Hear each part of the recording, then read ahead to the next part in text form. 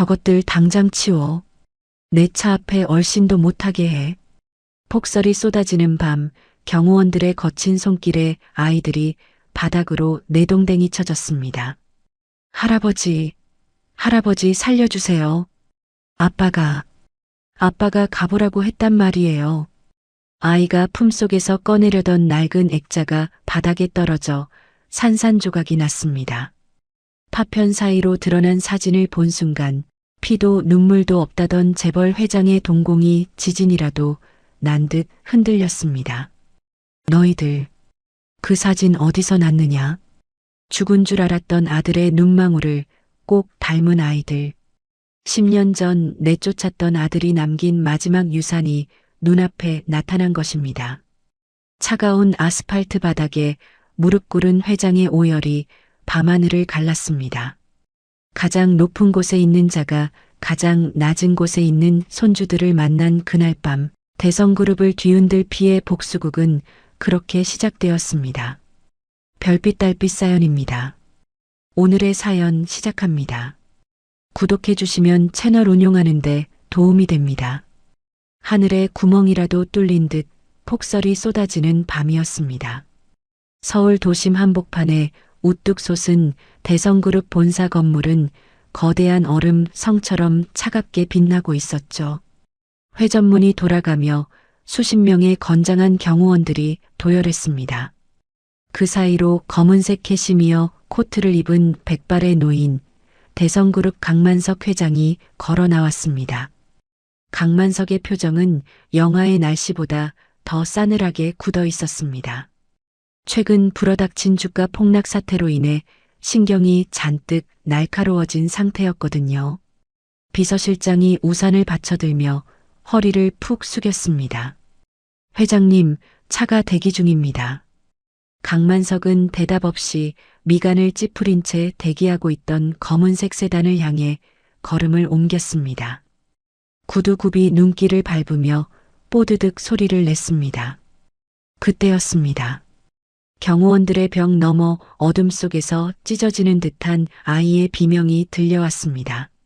할아버지, 할아버지 살려주세요. 강만석의 발걸음이 멈칫했습니다. 경호원들은 즉시 소리가 난 쪽으로 몸을 날려 아이들을 막아섰습니다. 강만석이 고개를 돌려 소리난 쪽을 바라보았습니다. 뭐야?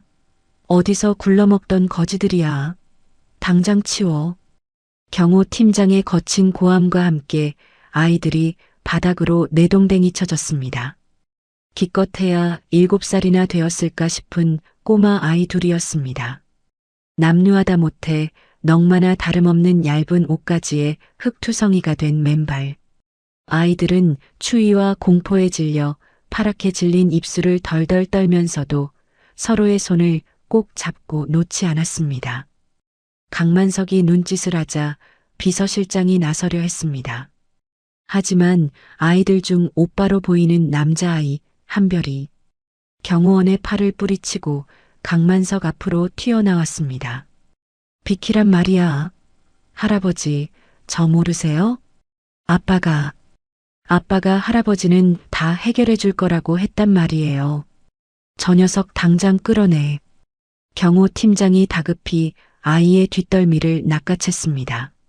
한별이 바닥으로 질질 끌려가며 품속에 소중히 안고 있던 무언가를 놓치고 말았습니다.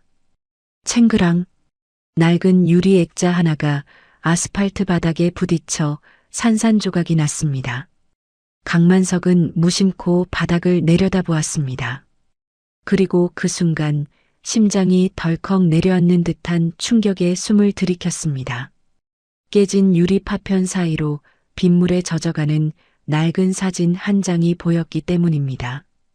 그 속에는 젊은 시절의 강만석 자신과 그가 그토록 모질게 내쳤던 죽은 장남 강진우가 환하게 웃고 있었습니다. 강만석의 눈동자가 거칠게 흔들렸습니다. 잠깐. 강만석의 나직하지만 서슬퍼런 목소리에 경호원들의 동작이 일시 정지되었습니다. 강만석은 떨리는 손으로 지팡이를 짚으며 천천히 아이들 앞으로 다가갔습니다. 가까이서 본 아이들의 얼굴은 충격 그 자체였습니다. 눈보라를 맞아 젖은 머리카락 아래 드러난 눈동자.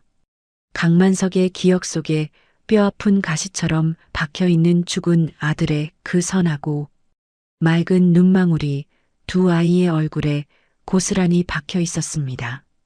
강만석이 떨리는 목소리로 물었습니다. 너희들, 그 사진 어디서 났느냐? 한별이 울음을 삼키며 동생 한솔을 감싸 안고 대답했습니다. 아이는 깨진 액자 파편을 주우려다 언손을 허우적거렸습니다. 아빠가 주셨어요. 할아버지는 세상에서 제일 무서운 분이지만 세상에서 우리를 지켜줄 수 있는 유일한 분이라고. 그 말은 강만석의 가슴을 후벼 팠습니다. 10년 전 평범한 여자와 결혼하겠다는 아들을 빈털터리로 내쫓으며 다신 내 앞에 나타나지 말라고 저주했던 기억이 주마등처럼 스쳐 지나갔습니다. 그 아들이 죽었다는 소식을 들었을 때조차 흘리지 않았던 눈물이 늙은 회장의 주름진 눈가에 맺히기 시작했습니다. 한솔이 고사리 같은 손으로 강만석의 바짓단을 잡으며 울먹였습니다. 할아버지, 배가 너무 고파요. 아저씨들이 자꾸 쫓아와요. 그 순간 강만석은 무너져 내렸습니다. 대한민국 재계 서열 5위, 피도 눈물도 없다던 강만석 회장이 차가운 눈바닥에 무릎을 꿇었습니다. 강만석의 값비싼 코트가 흙탕물에 젖어 들어갔지만 그는 아랑곳하지 않았습니다. 강만석은 더러운 흙투성이가 된 아이들을 와락 끌어안았습니다. 미안하다. 이 할애비가 내 새끼들을 못 알아보고. 강만석의 오열이 폭설 쏟아지는 밤하늘에 메아리 쳤습니다. 주위를 둘러싼 수십 명의 경호원과 직원들은 그 기막힌 광경에 숨소리조차 내지 못하고 얼어붙어 있었습니다. 재벌 회장의 통곡 소리는 그 어떤 뉴스보다 충격적이고 그 어떤 드라마보다 비현실적인 장면이었습니다. 강만석은 자신의 목도리를 풀러 한솔의 목에 감아주었습니다.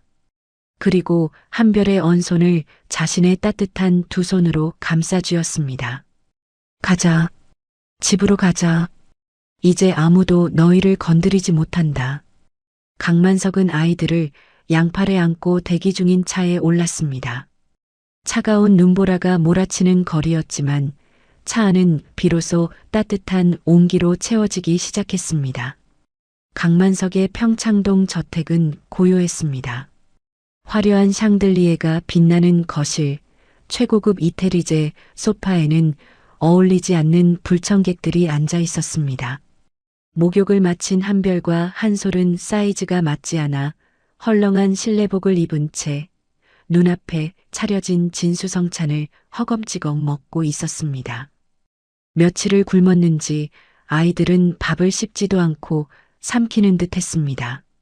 강만석은 그 맞은편에 앉아 흐뭇하면서도 애처로운 눈빛으로 아이들을 바라보고 있었습니다. 자신의 손으로 직접 생선의 가시를 발라 밥숟가락 위에 얹어주었습니다. 천천히 먹어라. 체한다. 밥은 얼마든지 있으니까. 네. 감사합니다, 할아버지. 한별이 볼이 미어 터져라 밥을 입에 넣으며 대답했습니다. 그 모습을 2층 난간에서 내려다보는 여자가 있었습니다. 강만석의 둘째 며느리이자 현재 대성그룹의 실질적인 안주인 노릇을 하고 있는 최미란이었습니다. 최미란은 들고 있던 와인잔을 부서질 듯 꽉 쥐었습니다. 그녀의 눈빛이 차갑게 가라앉았습니다. 저것들은 뭐야? 아버님이 노망이라도 나신 건가? 방금 전 비서실장으로부터 보고를 받았습니다. 회장님이 웬 거짓골을 한 아이 둘을 데리고 들어왔다는 것이었습니다. 최미라는 우아한 미소를 가장한 채 계단을 천천히 내려갔습니다. 실내화 소리가 거실에 울려 퍼지자 밥을 먹던 아이들이 깜짝 놀라 숟가락을 떨어뜨렸습니다. 주눅든 눈빛으로 눈치를 보는 아이들을 보며 최미란의 입꼬리가 비릿하게 올라갔습니다. 아버님, 이게 대체 무슨 일입니까? 웬 아이들이에요? 최미란의 날카로운 목소리에 한솔이 한별의 등 뒤로 숨었습니다. 강만석은 아이들의 머리를 쓰다듬던 손을 멈추고 최미란을 올려다보았습니다. 샤워를 하고 깨끗한 옷을 입혀놓으니 아이들의 이목구비는 더욱 명확했습니다. 누군가를 지독하게 닮은 그 얼굴. 최미란의 동공이 지진이라도 난 듯 흔들렸습니다. 설마. 아니야, 그럴 리가 없어. 강진우는 죽었잖아. 그 자식들도 다 처리된 걸로 알고 있는데. 최미란은 애써 태어난 척하며 아이들에게 다가갔습니다. 진한 향수 냄새가 아이들의 코를 찔렀습니다. 어머, 얘들아. 밥을 며칠이나 굶은 거니? 쯧쯧, 불쌍해라. 고아원에서 도망이라도 친 거니? 그녀가 아이들을 더러운 것을 보듯 훑어보며 말하자 한별이 용기를 내어 말했습니다. 우린 고아 아니에요. 아빠가 그랬어요. 여기에 할아버지가 계신다고. 할아버지? 최미란이 코웃음을 쳤습니다. 예, 여기가 어딘 줄 알고 그런 소리를 하니? 돈 좀 얻어먹으려고 온 모양인데 아줌마가 경찰 부르기 전에 나가는 게 좋을 거야. 한별이 주먹을 꽉 쥐고 최미란을 노려보았습니다. 하지만 최미란의 기세에 눌려 입을 떼지 못했습니다. 미란아. 낮지만 묵직한 강만석의 목소리가 거실을 가를 듯 울렸습니다. 말 조심해라. 내 손주들이다. 네. 아버님, 지금 뭐라고? 최미란의 얼굴이 백지장처럼 하얗게 질렸습니다. 강만석은 자리에서 벌떡 일어나 아이들 앞을 막아서듯 섰습니다. 그 모습은 마치 거대한 산이 아이들을 보호하는 듯 했습니다. 진우 녀석 아이들이다. 내 핏줄이고 이 집안의 장손들이란 말이다. 아, 아버님. 진우 도련님 아이들이라뇨? 그게 언제적 일인데. 혹시 사기꾼들에게 속으신 거 아닙니까? 유전자 검사도 안 해보고 덜컥 들이시다뇨. 최미란은 다급하게 소리쳤습니다. 만약 저 아이들이 진짜라면 자신의 아들 강민재에게 돌아갈 예정이었던 그룹 승계 구도가 송두리째 흔들리게 됩니다. 아니, 승계가 문제가 아니었습니다. 과거 자신이 저지른 끔찍한 짓들이 드러날 수도 있었습니다. 강만석은 싸늘한 눈빛으로 최미란을 쏘아보았습니다. 그는 며느리의 당황한 눈빛 뒤에 숨겨진 공포와 탐욕을 본능적으로 감지했습니다. 유전자 검사? 당연히 하겠지. 하지만 내 눈은 못 속인다. 저 아이들 눈을 봐라. 제 아비랑 똑같지 않느냐? 강만석은 한 소리를 안아들며 선언하듯 말했습니다. 오늘부터 이 아이들은 내가 직접 돌본다. 별채를 비우라고 해. 그리고 아이들 털끝 하나라도 건드리는 놈은 내 손에 죽을 줄 알아라. 그게 누구든 간에. 강만석의 시선이 최미란에게 꽂혔습니다. 최미란은 등골이 오싹해지는 것을 느꼈습니다. 강만석이 아이들을 데리고 서재로 들어가 버리자 홀로 남겨진 최미란은 부들부들 떨며 입술을 깨물었습니다. 그녀는 핸드폰을 꺼내 어딘가로 전화를 걸었습니다. 손이 떨려 번호를 누르는 것조차 쉽지 않았습니다. 당장 알아봐. 강진우 그 자식 죽을 때 혼자였는지. 그리고 저 애새끼들 뒷조사 샅샅이 해서 가져와. 당장. 그녀의 눈이 독사처럼 번들거렸습니다. 평온했던 대성그룹 저택에 피바람을 예고하는 전운이 감돌기 시작했습니다. 다음 날 아침 대성그룹 본가의 다이닝 룸에는 숨막히는 침묵만이 감돌고 있었습니다. 긴 식탁의 상석에는 강만석 회장이 앉아 신문을 보고 있었고 그 오른쪽에는 최미란과 그녀의 아들인 10살 강민재가, 왼쪽에는 잔뜩 위축된 한별과 한솔이 앉아 있었습니다. 아이들은 눈앞에 차려진 화려한 양식 코스 요리가 낯설어 포크만 만지작거리고 있었죠. 금으로 장식된 접시와 반짝이는 은수저는 아이들에게 도구라기보다 무기에 가까워 보였습니다. 강만석이 신문을 접으며 무뚝뚝하게 물었습니다. 뭐하냐? 안 먹고. 강만석의 낮은 목소리에 한솔이 깜짝 놀라 어깨를 움츠렸습니다. 한별이 식탁 아래로 동생의 손을 꽉 잡아주며 작은 목소리로 대답했습니다. 뭐 먹을게요. 감사합니다. 한솔이 조심스럽게 수프 스푼을 들어 입으로 가져가려 했습니다. 그때였습니다. 맞은편에 앉은 강민재가 식탁 밑으로 다리를 쭉 뻗어 한솔의 의자를 툭 찼습니다. 아! 한솔의 손이 흔들리며 뜨거운 호박 수프가 하얀 식탁보와 옷에 쏟아졌습니다. 붉은 얼룩이 순식간에 번져나가자 강민재는 킬킬대며 입을 가리고 웃었습니다. 아이고, 더러워라. 엄마, 나 얘네랑 밥 같이 먹기 싫어. 냄새나는 것 같단 말이야. 강민재의 투정에 최미라는 기다렸다는 듯 혀를 찼습니다. 그녀는 우아하게 냅킨으로 입가를 톡톡 닦으며 싸늘한 눈빛으로 아이들을 쏘아보았습니다. 민재야, 참으렴. 네가 이해해야지. 쟤네들은 이런 식사 예절 같은 걸 배워본 적이 없는 애들이잖니. 소위 가정교육이라는 걸 못 받았을 테니 말이다. 최미란의 말에는 가시가 돋쳐 있었습니다.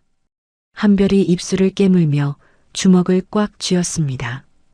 동생의 옷에 묻은 뜨거운 수프를 냅킨으로 닦아주며 한별이 강민재를 노려보았습니다. 일부러 그런 거 다 봤어. 사과해. 뭐? 이 거지가 지금 누구한테 눈을 부릅뜨고 명령이야? 강민재가 먹던 빵 조각을 한별에게 집어 던졌습니다. 딱딱한 바게트 조각이 한별의 이마를 맞고 바닥으로 떨어졌습니다. 이게 진짜? 한별이 참지 못하고 자리에서 벌떡 일어나는 순간이었습니다. 그만. 강만석의 호통이 넓은 식당을 울렸습니다. 강만석은 수저를 탁 내려놓으며 매서운 눈으로 최미란을 노려보았습니다. 애가 실수 좀 할 수 있지. 그리고 민재, 너 동생한테 그게 무슨 버르장머리냐? 너야말로 가정교육을 그따위로 받은 게냐? 강만석의 불호령에 기세등등하던 강민재가 울상을 지으며 최미란의 품으로 파고들었습니다. 엄마, 할아버지가 나한테 막 화내. 최미란의 표정이 일순간 일그러졌지만 이내 억지 미소를 지어 보였습니다. 그녀는 강민재의 머리를 쓰다듬으며 강만석에게 부드럽게 말했습니다. 아버님도 참. 민재가 아직 어려서 낯설어 그런 거예요. 그리고 솔직히 말씀드려서 근본도 모르는 애들이 갑자기 들어왔는데 우리 민재가 놀라는 건 당연하죠. 유전자 검사 결과 나오기 전까지는 쟤네들 별채에서 따로 먹게 하는 게 좋겠어요. 내 집에서 밥을 어디서 먹든 내가 정한다. 그리고 오늘 오후에 변호사 불러서 호적 정리 준비시킬 거니 그리 알아. 호적이요? 아직 검사 결과도 안 나왔잖아요. 최미란이 경악하며 소리쳤습니다. 호적에 올라가는 순간 이 아이들은 법적인 상속자가 됩니다. 강만석은 자리에서 일어나 재킷을 걸치며 차갑게 대꾸했습니다. 내 눈이 검사 결과야. 토 달지 마라. 강만석이 식당을 나가버리자 공간에는 서늘한 냉기만이 남았습니다. 최미라는 분노로 부들부들 떨리는 손을 식탁보 아래로 감추며 아이들을 노려보았습니다. 감히 굴러들어온 돌주제에 내 아들 밥그릇을 걷어차? 호적에 올리기 전에 내보내야 해. 무슨 수를 써서라도. 최미란의 눈빛이 섬뜩하게 빛났습니다. 그녀는 겁에 질린 한솔과 그녀를 감싸는 한별을 보며 비릿한 미소를 지었습니다. 얘들아, 밥 다 먹었으면 아줌마 좀 볼까? 너희들에게 줄 선물이 있단다. 오후가 되자 집안 분위기는 더욱 어수선해졌습니다. 최미라는 강만석이 회사 일로 잠시 외출한 틈을 타 집안의 고용인들을 거실로 전부 집합시켰습니다. 가정부와 집사들이 영문도 모른 채 일렬로 섰습니다. 내 다이아몬드 브로치가 없어졌어. 아까 안방 화장대 위에 뒀는데 감쪽같이 사라졌다고. 최미란의 표독스러운 외침에 가정부들이 고개를 조아렸습니다. 사모님, 저희는 청소할 때 건드리지 않았습니다. 그럼 발이 달려서 도망이라도 갔다는 거야? 이 집에 낯선 손버릇 나쁜 것들이 들어오고 나서 이런 일이 생기니 의심을 안 할 수가 없잖아. 최미라는 대놓고 아이들이 머무는 방 쪽을 턱짓으로 가리켰습니다. 그녀의 계획은 단순하지만 치명적이었습니다. 도둑 누명을 씌워 강만석이 돌아오기 전에 쫓아내거나 최소한 강만석의 신뢰를 무너뜨리는 것. 가서 쟤네들 짐 뒤져봐. 당장. 집사들이 머뭇거리자 최미란이 고래고래 소리를 질렀습니다. 결국 고용인들이 한별과 한솔의 방문을 열고 들이닥쳤습니다. 방 안에서 그림책을 보고 있던 아이들이 화들짝 놀라 일어났습니다. 왜 이러세요? 비켜요. 한별이 온몸으로 막아섰지만 어른들의 힘을 당해낼 수는 없었습니다. 아이들의 얼마 안 되는 짐이 바닥에 쏟아졌습니다. 낡은 옷가지, 찢어진 동화책, 그리고 부모님의 사진이 담긴 깨진 액자까지. 최미라는 팔짱을 낀 채 문틀에 기대 그 광경을 지켜보며 입꼬리를 올렸습니다. 그녀가 미리 아이들의 가방 깊숙한 곳에 브로치를 넣어두었거든요. 이제 발견만 되면 끝이었습니다. 찾았습니다. 한 가정부가 한별의 낡은 배낭 안쪽 주머니에서 반짝이는 것을 꺼내 들었습니다. 햇빛을 받아 영롱하게 빛나는 다이아몬드 브로치였습니다. 어머머, 역시나. 피는 못 속인다더니. 애미애비가 없어서 도둑질부터 배웠니? 최미란이 브로치를 낚아채며 아이들을 몰아세웠습니다. 한별의 얼굴이 억울함으로 붉게 달아올랐습니다. 아니에요. 우린 모르는 일이에요. 저 아줌마가 거짓말하는 거야. 한별이 악을 쓰며 최미란에게 대들었습니다. 하지만 최미란은 가차없이 한별의 뺨을 올려붙였습니다. 짝! 날카로운 마찰음과 함께 한별이 바닥으로 쓰러졌습니다. 한솔이 비명을 지르며 오빠에게 달려들었습니다. 오빠, 때리지 마세요. 우리 오빠 때리지 마세요. 이 맹랑한 것들. 어디서 눈을 동그랗게 뜨고 거짓말을 해? 증거가 이렇게 나왔는데. 여봐라, 당장 이 도둑놈들을 끌어내. 경찰서에 넘길 거니까. 최미란의 서슬 퍼런 명령에 남자 경호원들이 아이들의 팔을 잡아 끌었습니다. 아이들은 질질 끌려가며 발버둥 쳤습니다. 바닥에 아이들의 신발이 벗겨져 나뒹굴었습니다. 할아버지, 할아버지. 시끄러워. 입 다물지 못해? 최미라는 쾌재를 불렀습니다. 강만석이 돌아오면 도둑질하다 걸려서 도망갔다고 둘러대면 그만이었습니다. 아이들을 현관 대문 밖으로 내동댕이 치려는 찰나였습니다. 육중한 현관문이 벌컥 열렸습니다.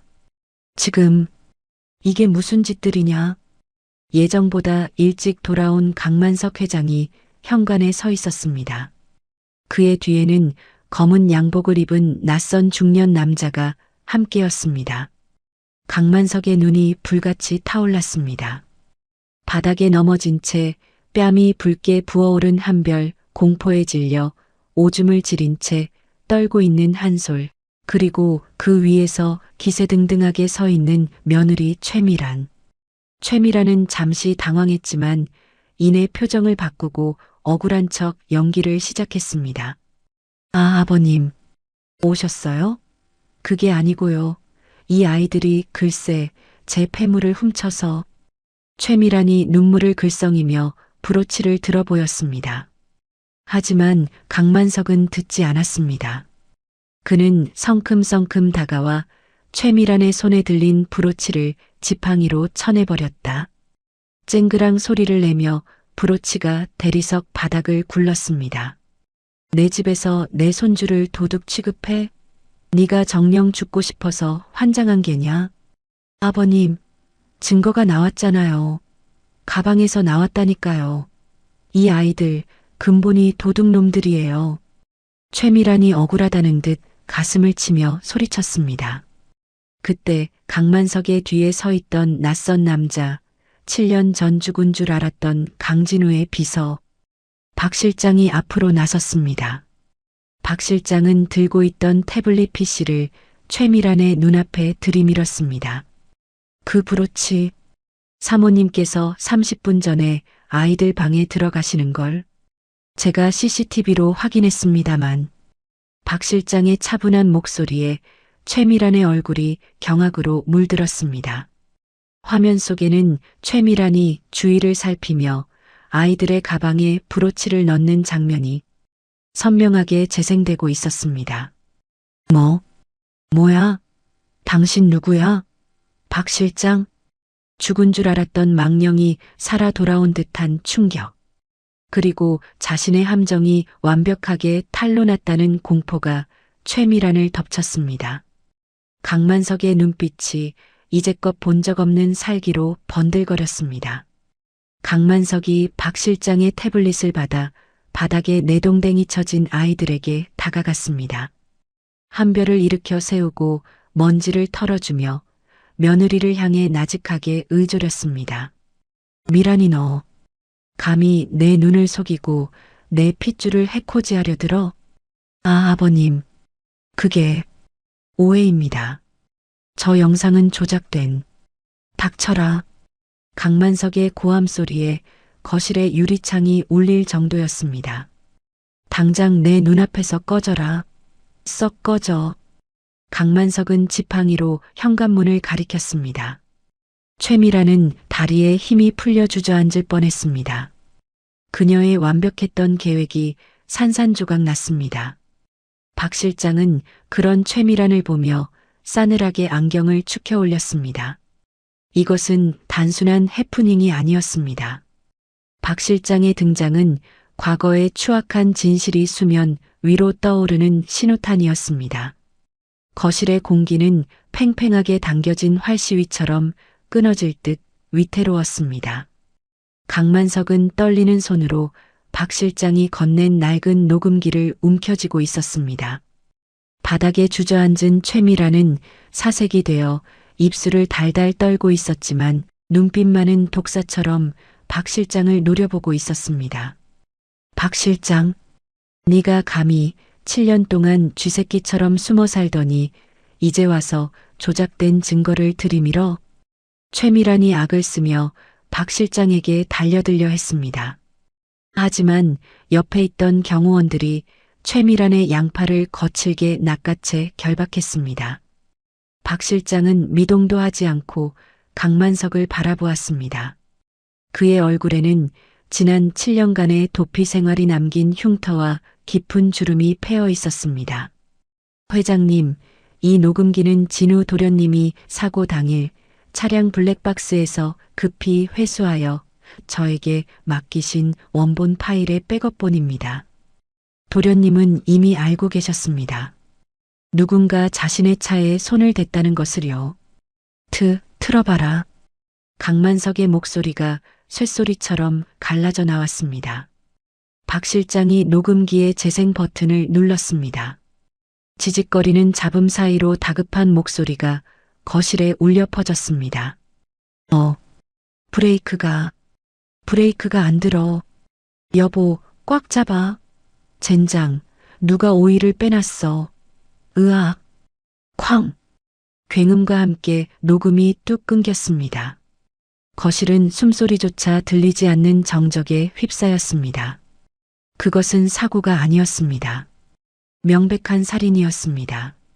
강만석의 손에서 녹음기가 힘없이 바닥으로 떨어졌습니다. 그는 믿을 수 없다는 눈으로 며느리 최미란을 바라보았습니다. 네가 내 아들을 죽였어? 강만석의 눈에서 핏발이 섰습니다. 최미라는 이제 이판사판이라는 듯 표정을 싹 바꾸었습니다. 그녀의 얼굴에서 당황한 기색은 사라지고 광기 어린 비웃음이 번졌습니다. 그래서요? 증거 있나요? 그게 제 짓이라는 증거가 어디 있어요? 그건 그냥 사고였어요. 박 실장 저 인간이 저를 모함하려고 꾸민 짓이라고요. 아직도 발뺌을 하십니까, 사모님? 박 실장이 품 안에서 누런 서류 봉투 하나를 더 꺼내 들었습니다. 당시 차량 정비를 담당했던 정비공의 자술서입니다. 사모님의 사주를 받고 브레이크 오일 호스를 절단했다고 자백했습니다.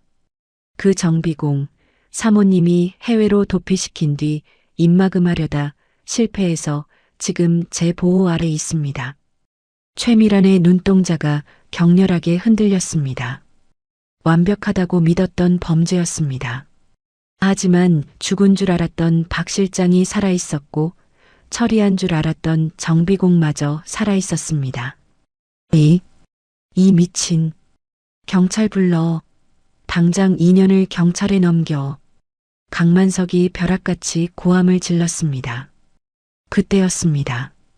최미란이 비명을 지르며 결박을 풀려고 발악하다가 식탁 위에 있던 과도를 집어들었습니다. 오지마. 다 죽여버릴 거야. 순식간에 상황이 반전되었습니다. 최미란은 칼을 허공에 휘두르며 뒷걸음질 쳤습니다. 그녀가 물러선 방향에는 겁에 질려 서로를 껴안고 있는 한별과 한솔이 있었습니다. 엄마야. 한솔이 비명을 질렀습니다.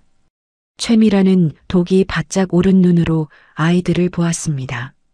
이 모든 게 저것들 때문이었습니다. 저것들만 없었다면 죽은 강진우의 망령이 되살아날 일도 없었습니다. 그래. 너희들이 문제야. 너희들만 없어지면 돼. 최미란이 칼을 든 채 아이들에게 달려들었습니다. 강만석이 비명을 지르며 몸을 날리려는 순간 박 실장이 몸을 던져 최미란의 팔을 낚아챘습니다. 챙그랑. 칼이 바닥에 떨어지고 경호원들이 최미란을 바닥에 눌러 완전히 제압했습니다. 이거 놓으란 말이야. 내가 누군지 알아? 내 아버지가 누군지 아냐고. 너희들 다 감옥에 쳐넣을 거야. 최미란은 바닥에 얼굴이 짓눌린 채로도 저주를 퍼부었습니다. 그 처절하고 추악한 모습을 보며 한별은 동생의 귀를 막았습니다. 강만석은 다리에 힘이 풀려 소파에 주저앉았습니다. 자신의 며느리가 아들을 죽인 살인마였다는 사실, 그리고 그 살인마와 한 집에서 손주들을 키울 뻔했다는 사실이 그를 절망케 했습니다. 잠시 후 신고를 받고 출동한 경찰들이 거실로 들어왔습니다. 경찰들은 수갑을 꺼내 최미란의 손목을 채웠습니다. 최미란 씨 살인 교사 및 특수 협박 혐의로 체포합니다. 최미란은 경찰들에게 끌려나가면서도 고개를 빳빳이 들었습니다. 변호사 불러. 그리고 우리 아빠한테 전화해. 당장. 그녀의 목소리가 현관문 밖으로 사라질 때까지 저택 안에는 냉기만 감돌았습니다. 하지만 상황은 강만석의 뜻대로 흘러가지 않았습니다. 경찰서로 연행된 최미란은 취조실에 앉아 여유롭게 다리를 꼬고 있었습니다. 얼마 지나지 않아 밖이 소란스러워지더니 양복을 입은 중년 남성이 급하게 들어왔습니다. 최미란의 전담 변호사였습니다. 사모님, 괜찮으십니까? 왜 이제 왔어? 답답해 죽는 줄 알았잖아. 변호사는 경찰서장과 몇 마디 귓속말을 주고받았습니다. 경찰서장의 표정이 난처하게 일그러지더니 이내 강만석과 박 실장에게 다가왔습니다. 회장님, 죄송하지만 최미란 씨를 일단 귀가 조치해야 할 것 같습니다. 뭐라? 그게 무슨 소리야? 살인범을 풀어주겠다니. 강만석이 지팡이로 바닥을 내리치며 호통쳤습니다. 서장은 땀을 뻘뻘 흘리며 고개를 숙였습니다. 그게 현행범 체포 요건에 다툼의 여지가 있고 가져오신 녹음 파일과 진술서만으로는 직접적인 증거가 부족하다는 검찰 쪽 의견이 있어서요. 무엇보다 최 전 총장님 쪽에서 압력이 하하. 강만석은 기가 막혀 헛웃음을 터뜨렸습니다. 정해. 돈과 권력 앞에서는 무용지물이 될 수도 있다는 걸 재벌 회장인 그가 누구보다 잘 알고 있었습니다. 하지만 자신이 그 피해자가 될 줄은 꿈에도 몰랐습니다. 유치장 문이 열리고 최미란이 걸어 나왔습니다. 그녀는 강만석 앞을 지나치며 비릿한 미소를 지었습니다. 아버님, 건강 챙기세요. 그러다 쓰러지시면 누가 이 그룹을 지키겠어요? 이제 제가 지켜야 하나? 최미란은 변호사들과 함께 유유히 경찰서를 빠져나갔습니다. 강만석의 주먹이 부들부들 떨렸습니다. 박 실장이 강만석의 어깨를 부축했습니다. 회장님, 진정하십시오. 여기서 무너지시면 안 됩니다. 그래, 내가 졌다. 법으로는 전연을 못 잡는구나. 강만석은 입술을 깨물며 결심한 듯 박 실장을 바라보았습니다. 여긴 위험해. 미란이 그 독한 것이 풀려났으니 무슨 짓을 할지 몰라. 아이들을 데리고 이동한다. 어디로 가시겠습니까? 아무도 모르는 곳. 내 명의로 되어 있지 않은 죽은 아내와 추억이 있는 양평 별장으로 간다. 보안팀 중에서도 가장 믿을 수 있는 녀석들만 추려서 따라붙으라고 해. 강만석의 눈빛이 매섭게 빛났습니다. 그리고 그룹 내 감사팀을 비밀리에 가동해. 미란이 그년이 회사 돈 횡령한 것부터 샅샅이 뒤져. 살인죄로 못 넣으면 돈 문제로라도 쳐넣어서 사회에서 매장시켜버릴 테니까. 새벽 3시 은밀한 이동이 시작되었습니다. 강만석은 잠든 아이들을 깨우지 않게 조심스럽게 안아서 차 뒷좌석에 태웠습니다. 한별은 잠결에도 동생의 손을 놓지 않았습니다. 강만석은 70대 평생 누군가를 이렇게 조심스럽게 안아본 적이 없었습니다. 차가운 밤 공기 속에서 아이들의 따뜻한 체온이 가슴에 닿자 강만석은 맹세했습니다. 다시는 이 아이들을 잃지 않겠노라고. 차 안에 실내등이 켜지자 잠든 한솔의 소매가 살짝 거쳐 올라갔습니다. 강만석은 그곳을 보고 숨을 멈췄습니다. 가녀린 팔뚝에 시퍼런 멍 자국들이 얼룩덜룩했습니다. 한별의 종아리에도 담뱃불에 데인 듯한 화상 흉터가 보였습니다. 고아원에서의 생활이 얼마나 참혹했는지 혹은 도망쳐 나온 며칠간 무슨 일을 겪었는지 짐작조차 가지 않았습니다. 아빠, 무서워. 한솔이 잠꼬대를 하며 몸을 떨었습니다. 강만석은 자신의 코트를 벗어 아이들에게 덮어주었습니다. 그의 눈에서 뜨거운 눈물이 뚝뚝 떨어져 아이들의 뺨을 적셨습니다. 미안하다. 미안하다 아가들아. 할아버지가 다 갚아주마. 너희를 이렇게 만든 놈들 하나도 남김없이 다 갚아줄게. 검은 세단은 어둠을 뚫고 양평을 향해 달렸습니다. 백미러로 멀어지는 서울의 불빛을 보며 강만석은 이를 악물었습니다. 한편 경찰서에서 나온 최미라는 고급 리무진 뒷좌석에 앉아 와인을 마시고 있었습니다. 그녀의 얼굴에는 승리감과 함께 도끼가 서려 있었습니다. 박 실장 그 자식? 살아있을 줄은 몰랐네. 최미라는 핸드폰을 들어 어딘가로 문자를 보냈습니다. 수신이는 아버지였습니다. 아빠 고마워요. 근데 강만석 그 노인네가 애들을 데리고 사라졌어.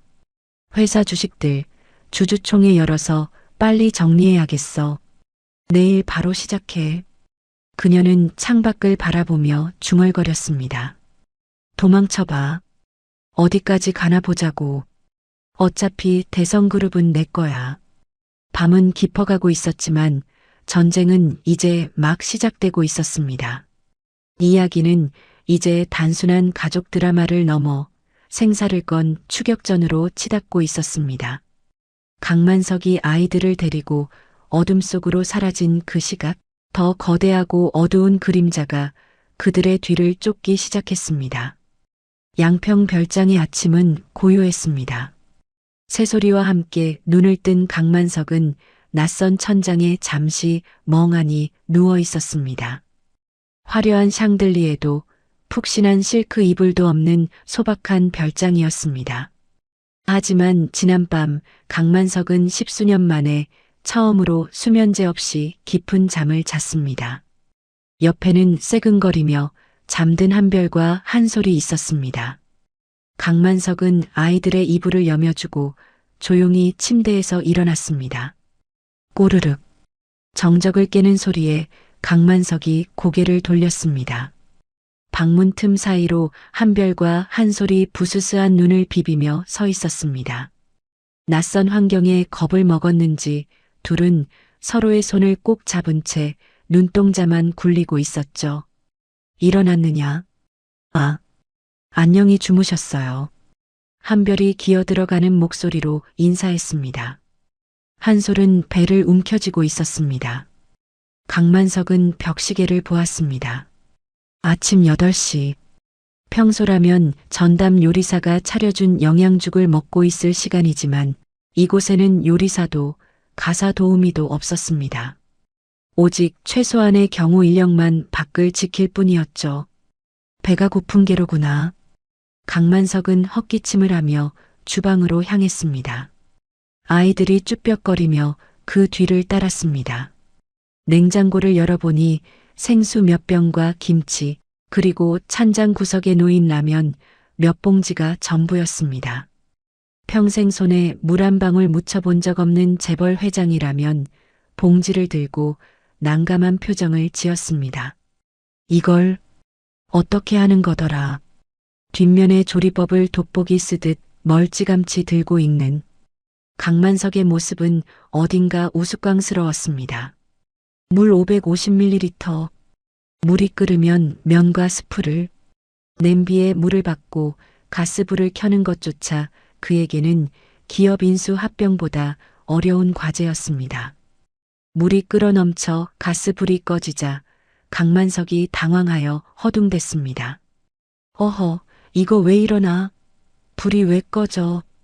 보다 못한 한별이 의자를 끌고 와 싱크대 앞에 섰습니다. 할아버지, 제가 할게요. 고아원에서는 형들이 하는 거 많이 봤어요. 7살짜리 꼬마가 능숙하게 가스밸브를 잠그고 냄비에 물을 덜어냈습니다. 그리고 면을 반으로 쪼개 넣고 스프를 탈탈 털어 넣었습니다. 강만석은 멍하니 그 모습을 바라보았습니다. 저 고사리 같은 손으로 제 밥벌이를 걱정하며 살았을 세월이 떠올라서 가슴 한구석이 아려왔습니다. 아니다. 비키거라. 내 손주 밥은 내가 해준다. 강만석은 고집스레 집게를 빼앗아 들었습니다. 우여곡절 끝에 완성된 라면은 국물이 너무 많아 맹탕처럼 보였고 면은 퉁퉁 불어 있었습니다. 식탁에 마주 앉은 세 사람. 강만석은 긴장된 눈으로 아이들을 바라보았습니다.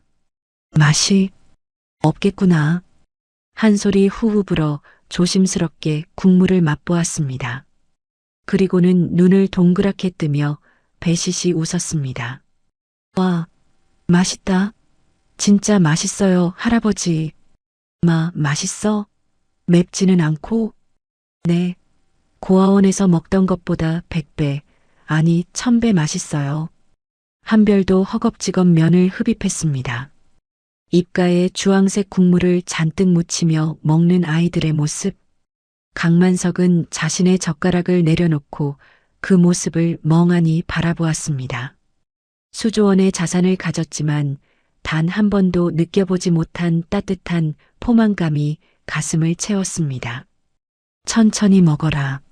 체한다. 더 끓여주마. 강만석이 투박한 손으로 한솔의 입가를 닦아주었습니다. 한솔이 강만석의 손길에 얼굴을 비비며 말했습니다. 할아버지 손은 거칠거칠한데 따뜻해요. 아빠 손 같아요. 그 말 한마디에 강만석의 굳어있던 얼굴 근육이 스르르 풀렸습니다. 그는 처음으로 회장님 미소가 아닌 할아버지의 미소를 지었습니다. 창밖으로 쏟아지는 아침 햇살이 김이 모락모락 나는 식탁을 비췄습니다. 비로소 이들에게도 가족이라는 단어가 싹트기 시작했습니다. 배를 채운 아이들은 한결 활기차졌습니다. 별장 곳곳을 탐험하던 아이들이 2층 다락방 문을 열었습니다. 먼지 쌓인 상자들과 오래된 가구들이 가득한 곳이었습니다. 오빠, 저기 봐. 저거 장난감 아니야? 한솔이 가리킨 곳에는 낡은 목마와 색바랜 장난감 자동차들이 놓여 있었습니다. 뒤따라 들어온 강만석이 그 물건들을 보고 멈칫했습니다. 그것들은 죽은 아들 강진우가 어릴 때 가지고 놀던 장난감들이었습니다. 버리지 못하고 이곳에 쌓아두었던 추억들이었죠. 이건 너희 아빠가 가지고 놀던 것들이란다. 아빠가요? 아이들의 눈이 초롱초롱해졌습니다. 한별이 구석에 놓인 낡은 가방을 열었습니다. 그 안에는 먼지가 뽀얗게 앉은 구형 노트북 한 대가 들어 있었습니다. 할아버지, 이거 켜져요? 한별이 전원 버튼을 눌렀습니다. 다행히 배터리가 남아 있었는지 윙 하는 소리와 함께 화면이 켜졌습니다. 바탕화면에는 단 하나의 폴더만 덩그러니 놓여 있었습니다. 폴더 이름은 우리 아가들에게였습니다. 강만석의 손이 떨렸습니다. 그가 더블 클릭을 하자 동영상 파일 하나가 재생되었습니다. 화면 속에 낯익은 얼굴이 나타났습니다. 젊은 시절의 아들 강진우와 만삭의 배를 한 며느리 지연이었습니다. 여보, 찍고 있어? 안녕, 우리 아가들. 아빠야. 화면 속 강진우가 환하게 웃으며 손을 흔들었습니다. 강만석은 숨을 들이켰습니다. 죽은 아들이 살아서 움직이고 있었습니다. 의사 선생님이 쌍둥이래. 너희가 세상에 나오면 아빠는 정말 행복할 거야. 이름은 미리 지어놨어. 큰 별이 되라고 한별이, 푸른 소나무처럼 자라라고 한솔이. 어때? 예쁘지? 아빠, 엄마. 노트북 화면을 보던 한별과 한솔의 눈에서 눈물이 주르륵 흘러내렸다. 엄마 얼굴을 사진으로만 봤지 이렇게 움직이고 말하는 모습은 처음이었습니다. 화면 속 며느리 지연이 배를 쓰다듬으며 말했습니다. 얘들아, 엄마랑 아빠는 너희를 정말 많이 사랑한단다. 세상 그 무엇보다 소중해. 그때 강진우의 표정이 조금 진지해졌습니다. 마치 훗날 닥쳐올 불행을 예감이라도 한 듯한 눈빛이었습니다. 얘들아, 잘 들어. 혹시 우리가 곁에 없더라도 너무 슬퍼하지 마. 그리고 만약 무슨 일이 생기면 꼭 할아버지를 찾아가렴. 할아버지는 겉으론 무서워 보여도 속은 아주 따뜻한 분이시거든. 너희를 지켜주실 거야. 화면 속 아들의 목소리가 강만석의 가슴을 후려쳤습니다. 아들은 알고 있었던 것입니다. 자신의 죽음을 예감하고 있었고 그럼에도 아버지를 믿고 있었던 것입니다. 강만석은 오열하는 아이들을 품에 안았습니다. 그래, 아빠 말이 맞다. 너희는 축복받은 아이들이야. 이 할애비가 목숨을 걸고 지켜주마. 다시는 너희 눈에서 눈물 나게 하지 않을 거야. 강만석은 화면 속 아들의 눈을 똑바로 응시하며 다짐했습니다. 절망의 끝에서 만난 이 영상은 단순한 추억이 아니었습니다. 그것은 죽은 아들이 남긴 유언이자 강만석이 살아야 할 새로운 사명이었습니다. 할아버지, 우리 아빠 엄마 보고 싶어요. 알아. 나도 보고 싶구나. 세 사람은 서로를 껴안고 한참을 울었습니다. 하지만 그 울음은 어제와 같은 공포의 눈물이 아니었습니다. 상처를 씻어내고 서로의 온기를 확인하는 치유의 눈물이었습니다. 한참을 울고 난 아이들은 지쳐서 강만석의 무릎을 베고 잠이 들었습니다. 강만석은 아이들의 머리카락을 넘겨주며 굳은 표정으로 창밖을 바라보았습니다. 그때 별장 마당으로 검은색 세단 한 대가 조용히 미끄러져 들어왔습니다. 차에서 내린 사람은 강만석의 오랜 신복이자 대성그룹 법무팀장인 장 변호사였습니다. 강만석은 조용히 아이들을 눕혀두고 1층으로 내려갔습니다. 장 변호사가 묵직한 서류 가방을 테이블 위에 내려놓았습니다. 회장님, 지시하신 대로 처리했습니다. 결과는? 장 변호사가 서류 한 장을 꺼내 강만석에게 건넸습니다. 친자관계 성립 99.999%, 유전자 검사 결과지였습니다.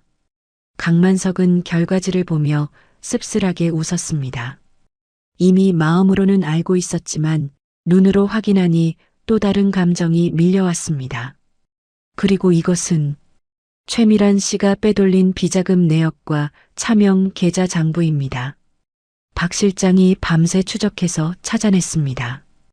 이 정도 금액이면 살인 혐의가 입증되지 않아도 횡령만으로도 징역 10년 이상은 거뜬합니다.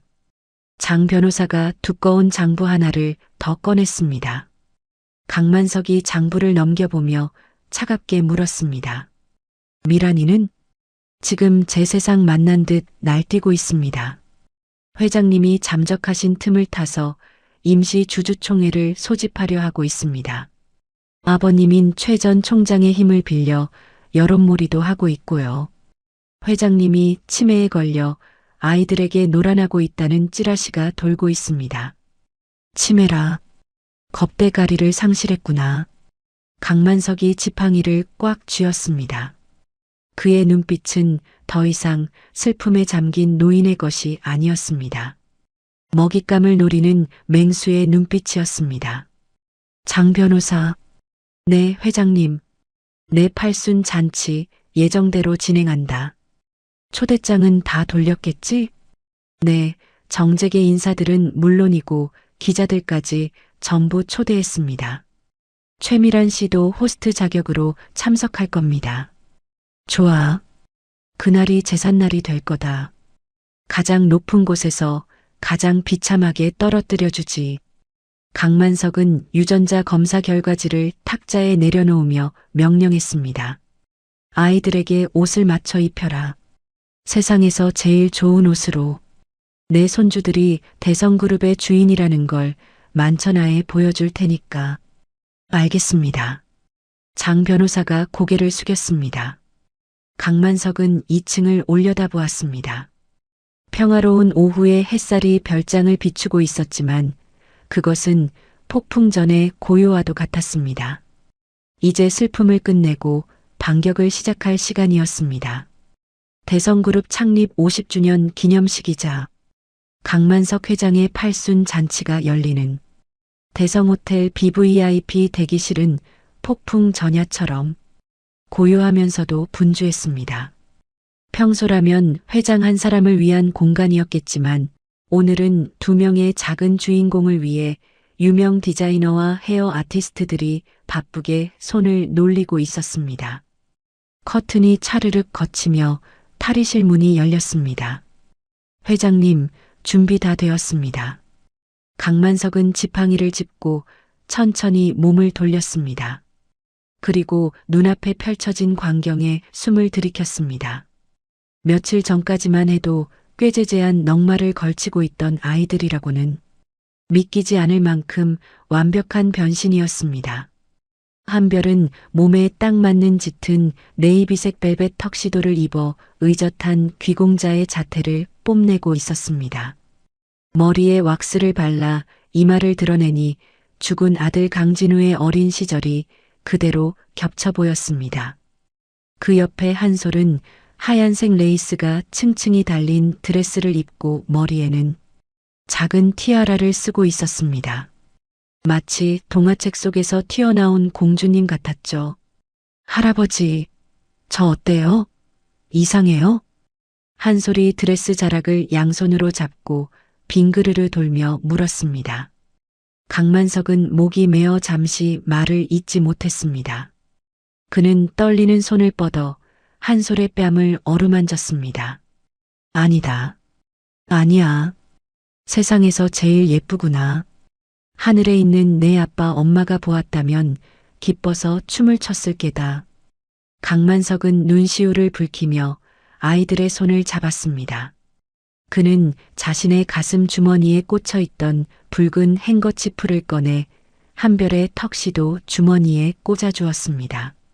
한별이 긴장한 듯 마른 침을 삼키자 강만석이 아이의 어깨를 단단히 잡았습니다. 한별아, 한솔아, 내 말 잘 듣거라. 강만석의 눈빛이 엄숙해졌습니다. 오늘 문 밖을 나서면 수많은 사람들이 너희를 볼 게다. 그 중에는 너희를 환영하는 사람도 있겠지만 미워하고 질투하는 사람들도 있을 거야. 카메라 플래시가 번개처럼 터질 거고 시끄러운 소리가 들릴 수도 있어. 한솔이 겁을 먹고 강만석의 바짓단을 잡았습니다. 하지만 겁먹지 마라. 너희 뒤에는 이 하레비가 있다. 그리고 너희 몸속에는 대성그룹을 일궈낸 당당한 피가 흐르고 있어. 고개를 들어라. 어깨를 펴고 절대 기죽지 마라. 알겠느냐? 네, 할아버지. 아이들은 씩씩하게 대답했습니다. 넉마를 걸쳤을 때도 빛나던 눈동자가 이제는 화려한 조명 아래서 보석처럼 빛나고 있었습니다. 똑똑. 노크 소리와 함께 장 변호사가 들어왔습니다.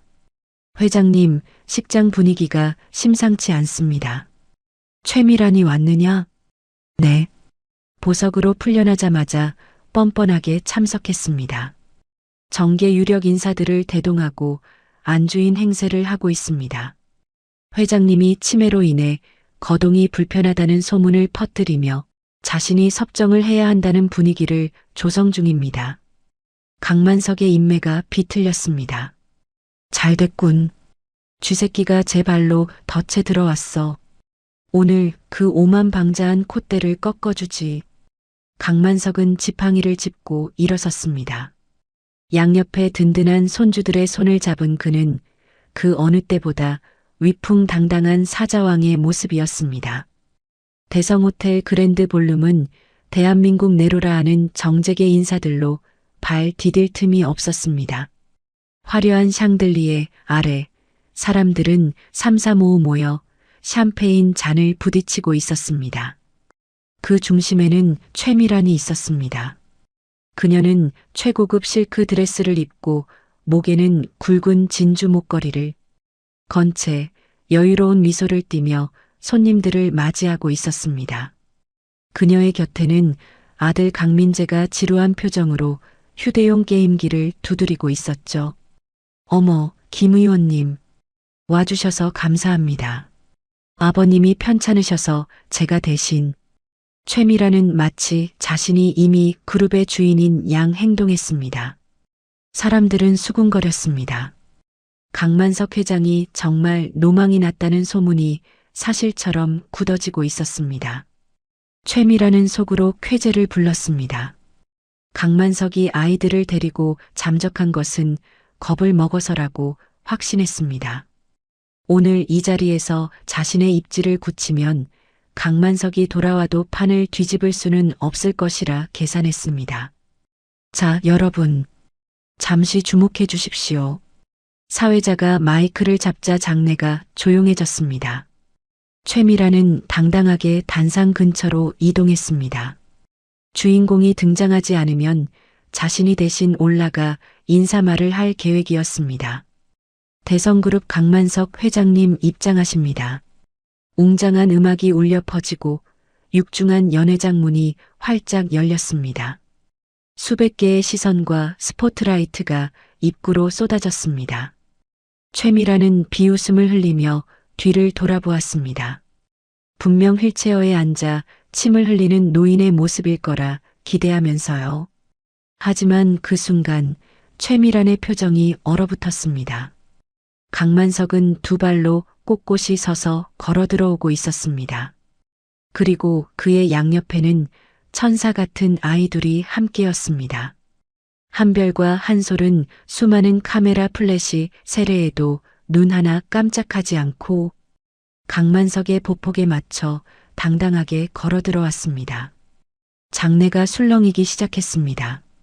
저 아이들은 누구야? 숨겨둔 자식인가? 아니, 저 얼굴. 죽은 강진우 이사랑 똑같잖아. 사람들의 웅성거림이 파도처럼 퍼져나갔습니다. 최미란의 얼굴이 흙빛으로 변했습니다. 그녀는 들고 있던 샴페인 잔을 떨어뜨릴 뻔했습니다. 옆에 있던 강민재가 엄마의 옷자락을 당겼지만 최미란은 느낄 수 없었습니다. 강만석은 단상 위로 올라가 마이크를 잡았습니다. 그의 카리스마 넘치는 시선이 좌중을 압도했습니다. 귀한 걸음 해주신 내외빈 여러분. 오늘 저는 제 인생에서 가장 기쁜 소식을 전하려 합니다. 강만석은 한별과 한솔을 앞으로 내세웠습니다. 이 아이들은 7년 전 안타깝게 세상을 떠난 제 장남 고 강진우의 핏줄이자 대성그룹의 유일한 적통 손주들입니다. 말도 안 돼. 참지 못한 최미란이 단상 아래서 고함을 질렀습니다. 정적이 깨지고 모든 시선이 최미란에게 쏠렸습니다. 최미란은 이성을 잃고 단상 앞으로 달려갔습니다. 아버님, 노망 나셨어요? 어디서 근본 없는 고아들을 데려다가 쇼를 하시는 겁니까? 치매가 오셨으면 병원에 가셔야지. 이게 무슨 추태입니까? 유전자 검사는요? 증거가 있냐고요? 최미란이 악을 쓰며 분위기를 흐리려 했습니다. 하지만 강만석은 여유로웠습니다. 그가 박 실장에게 눈짓하자 대형 스크린에 문서 하나가 띄워졌습니다. 친자관계 성립 99.999%. 선명한 붉은 글씨가 스크린을 가득 채웠습니다. 여기 증거가 있다. 그리고 강만석의 목소리가 낮게 깔렸습니다. 스크린 화면이 바뀌었습니다. 이번에는 복잡한 계좌 이체 내역과 누군가의 자필 진술서였습니다.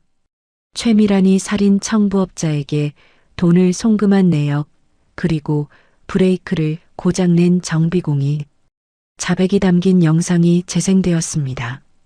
최미란 사모님이 시킨 일입니다. 제발 살려주세요. 화면 속 정비공의 절규가 연회장에 울려 퍼졌습니다.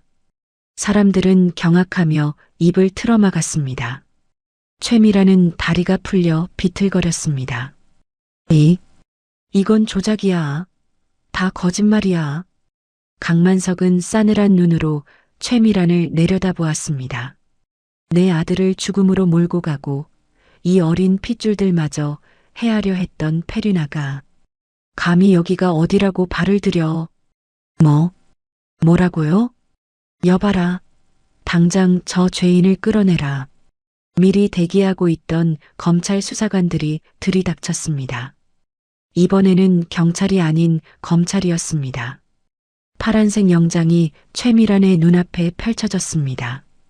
최미란 씨 살인 교사 및 아동학대 그리고 특정 경제범죄 가중처벌 등에 관한 법률 위반 혐의로 체포합니다. 수갑이 채워지는 순간 최미란은 발악했습니다. 이거나 내가 누군지 알아? 우리 아빠한테 전화해. 이거 음모야. 저 늙은이가 미쳐서 날 모함하는 거야. 하지만 아무도 그녀를 도와주지 않았습니다. 오히려 평소 그녀에게 굽신거리던 사람들이 더러운 것을 피하듯 뒷걸음질 쳤습니다. 그녀가 끌려나가는 추한 모습은 수십 대의 카메라에 의해 생중계되었습니다. 엄마가 끌려가는 모습을 본 강민재는 의앙 울음을 터뜨리며 인파 속으로 도망쳤습니다. 악인의 완벽한 몰락이었습니다. 상황이 정리되자 강만석은 다시 마이크를 잡았습니다. 그는 떨고 있는 한솔의 어깨를 감싸 안으며 부드럽게 미소 지었습니다. 놀라게 해드려 죄송합니다. 하지만 썩은 살은 도려내야 새살이 돋는 법이지요. 강만석의 목소리에 힘이 실렸습니다. 오늘부로 제 모든 지분과 경영권 승계의 우선권은 장손 강한별과 강한솔에게 있음을 천명합니다. 이 아이들이 성인이 되어 제 몫을 다할 때까지 대성그룹은 전문 경영인 체제로 투명하게 운영될 것입니다. 우레와 같은 박수가 터져 나왔습니다. 사람들은 새로운 후계자들의 탄생에 환호했습니다.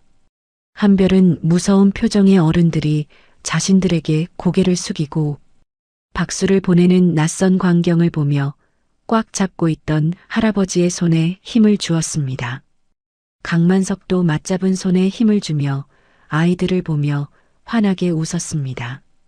가장 낮은 곳에서 떨던 아이들이 가장 높은 곳에서 빛나는 순간 그동안의 서름과 고통이 씻겨 내려가는 완벽한 해피엔딩처럼 보였습니다. 하지만 연회장 구석, 아수라장이 된 틈을 타 끌려가던 최미란이 군중 속에 섞여 있던 한 남자와 눈이 마주쳤습니다. 검은 모자를 푹 눌러 쓴 남자였습니다. 최미란이 입모양으로 무언가를 말했습니다. 플랜 B. 남자는 고개를 살짝 끄덕이더니 어둠 속으로 사라졌습니다. 화려한 조명과 박수갈채 뒤로 더 짙은 그림자가 드리우고 있었습니다. 강만석은 손주들의 환한 미소를 보며 행복해했지만 이 행복이 얼마나 위태로운 것인지 아직 알지 못했습니다. 행복했던 팔순 잔치가 끝나고 일주일이 지났습니다. 세상은 온통 강만석 회장과 기적처럼 나타난 쌍둥이 손주들의 이야기로 떠들썩했죠. 대성그룹의 주가는 연일 상한가를 기록했고 사람들은 이 드라마 같은 이야기에 열광했습니다. 하지만 진짜 드라마는 아직 끝나지 않았습니다. 화창한 오후 강만석과 아이들을 태운 검은색 세단이 평창동 저택을 향해 달리고 있었습니다. 오랜만에 놀이공원 나들이를 다녀오는 길이었죠. 뒷좌석 카시트에 앉은 한솔이 고사리 같은 손으로 이마에 붙은 별 모양 스티커를 가리키며 자랑했습니다. 할아버지, 이거 봐요. 아까 퍼레이드 언니가 나 예쁘다고 붙여줬어요. 강만석이 그 모습이 귀여워 죽겠다는 표정으로 껄껄 웃으며 대답했습니다.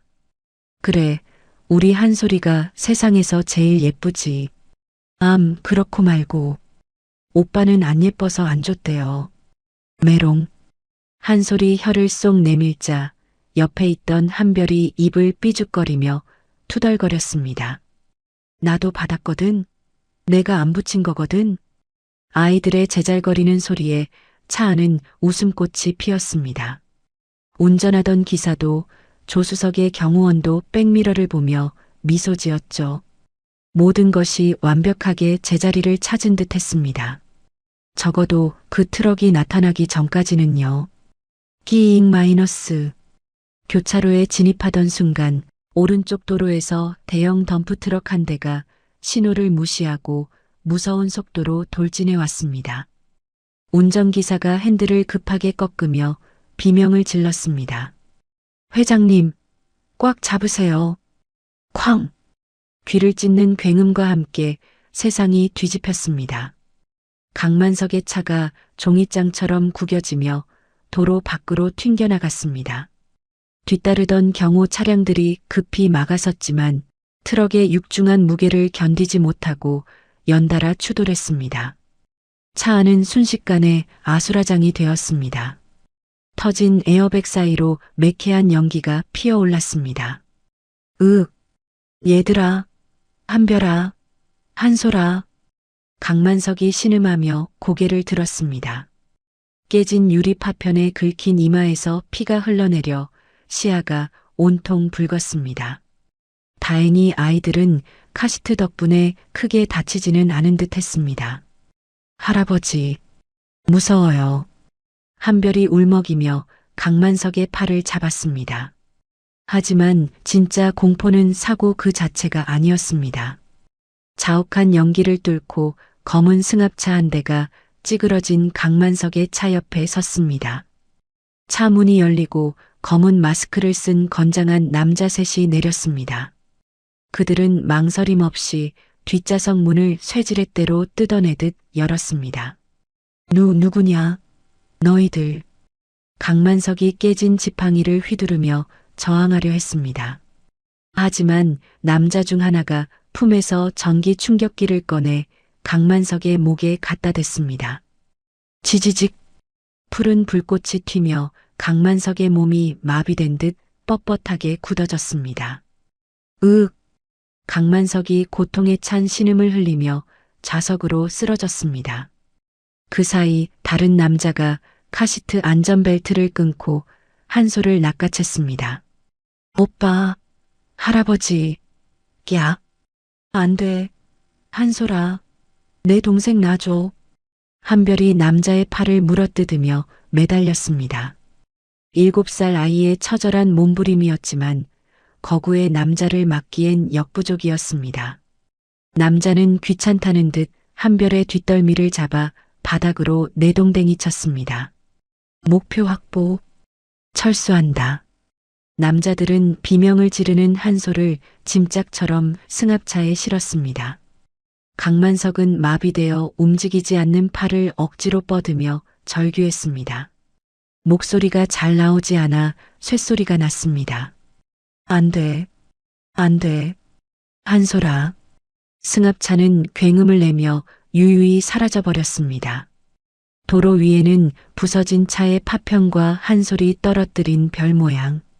스티커만이 덩그러니 남아 뒹굴고 있었습니다. 강만석은 피눈물을 흘리며 아스팔트 바닥을 기었습니다. 지켜주겠다던 약속이 단 며칠 만에 산산조각 난 순간이었습니다. 한솔아. 강만석의 처절한 외침이 사고 현장에 메아리 쳤습니다. 경기도 외곽에 버려진 섬유 공장. 오랫동안 방치되어 곰팡이 냄새와 먼지가 가득한 그곳의 바닥은 얼음장처럼 차가웠습니다. 한솔은 낡은 매트리스 위에서 눈을 떴습니다. 어두컴컴한 창고 안 깨진 창문 틈으로 들어오는 바람이 살을 애는 듯 했습니다. 콜록, 콜록. 한솔이 기침을 시작했습니다. 선천적으로 기관지가 약한 한솔에게 폐공장의 탁한 공기는 독가스나 다름없었습니다. 일어났니, 꼬마야? 어둠 속에서 또각거리는 구두 소리가 들려왔습니다. 한솔은 공포에 질려 몸을 떨며 소리난 쪽을 바라보았습니다. 희미한 불빛 아래 드러난 얼굴. 감옥에 있어야 할 최미란이었습니다. 그녀는 환자복 위에 모피 코트를 걸친 기괴한 차림으로 서 있었습니다. 아, 아줌마. 경찰 아저씨들이 잡아갔잖아요.